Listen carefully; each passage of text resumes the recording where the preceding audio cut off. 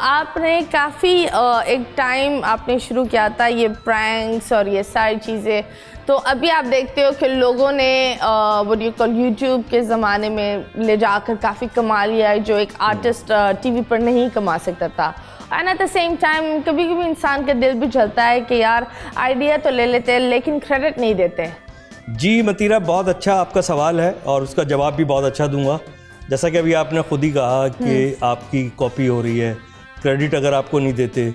देखिए, ये क्रेडिट ना देना या देना ये ज़र्फ़ होने और ना होने की बात होती है। हाँ, ठीक है ना, कि आप में कितना ज़र्फ़ है। दूसरी बात ये है कि याद रखिएगा, चोरी कभी छुपती नहीं है, चोरी पकड़ी जाती है।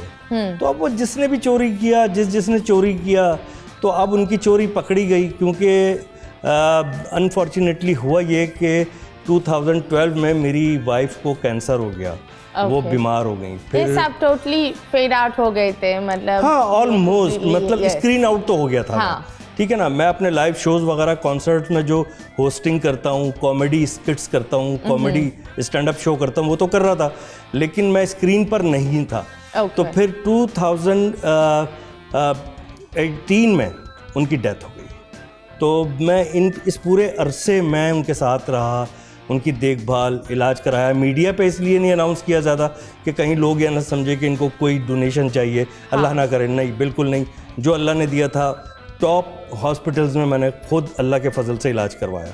फिर उसके बाद बच्चों को सेटल करके अब आपकी दुआओं से मैं दोबारा आ गया हूँ। तो ये जो खाली मैदान था, हाँ, जब आप अपनी दुकान खाली छोड़ के चले जाते हैं तो चोर उचक्के तो आते ही हैं, और बहुत सारे लोग फिर अपनी दुकानदारी भी शुरू कर लेते हैं। वो अपनी दुकानदारी शुरू करते हैं। But don't you think that जिन चैनल्स में आपने काम किया था उन लोग को एक होता है ना, मुझे जो लगता है दैट अगर आर्टिस्ट के साथ आपने इतना लंबा अरसा काम किया हो तो उन चैनल्स को अगर आर्टिस्ट वापस आता है तो रिवाइव करने में मदद करनी चाहिए।